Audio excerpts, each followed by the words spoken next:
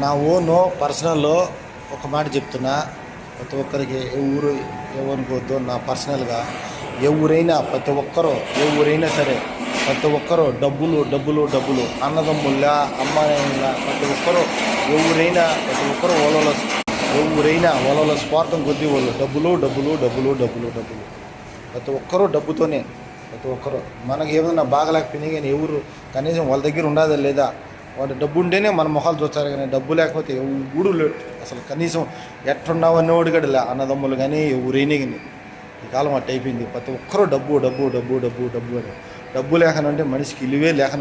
నాలో ఉన్న బాధతో ఆవేశంతో చెప్తాను నేను. ప్రతి ఒక్కరూ అది నేను తెలివి తక్కువ పనులు చేసుకొని నేను మోసపోయి ఆన్లైన్లో నమ్మి డబ్బులు ఇచ్చుకొని లాస్ట్కి నాకే రాకుండా ఇబ్బంది పడిపోయి నేనే కట్టించుకొని అంతే. ప్రతి ఒక్కరూ ఎవరైనా కానీ మోసం చేసి దానికి ఎన్నెన్నో జనానికి డబ్బులు ఇప్పించుకునేటప్పుడు 100 మాటలు చెప్తారు.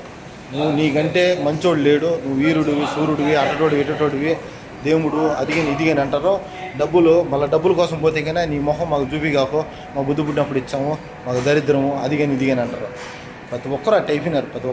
ఏం చేద్దాం, మనలో ఉండే బాధ నేనే నేనే చాలా లెక్కలు పోగొట్టుకుని నేనే అట్ట దెబ్బతినిపోయినా నేను. ప్రతి ఒక్కరు అవసరం ఉన్నప్పుడు ఒకలాగా మాట్లాడతారు, అవసరం తీరిపోయినాక నీ అబ్బకి నా అబ్బాయి అంటారు. ఆ మాదిరి అయిపోయింది. ప్రతి ఒక్కరు స్వార్థం డబ్బుల కోసము ఎన్నెన్నో అగసాట్లు ఎన్నెన్నో వేషాలు వేస్తారు. అది తీసుకున్నాక ఒకలాగా, తీసుకోకముందు ఒకలాగా, అది తీసుకున్నాక ఏమే నీ అబ్బకి నా అబ్బాయి అంటారు అంతే. నేనే చాలా సార్లు దెబ్బతిన్నా నేను. మా ఇంట్లో వాళ్ళు మా భార్య వాళ్ళు ముత్తుకున్నారు, వాళ్ళకి వీళ్ళకు నువ్వు లెక్కలు ఇగాకో ఇబ్బంది పడిపోతావు, నీ చేతితో ఇచ్చే రాదని. కానీ మనం ఏం చేద్దాం, మన టైం దరిద్రం పట్టుకొని ఏంటో నేనే ఇచ్చి చాలా దిక్కలు నేనే పోగొట్టుకొని ఈ పొద్దు బాధపడితే ఏం చేస్తామో, ఈ పొద్దు నా దగ్గర నేను ఎంత ఉండు.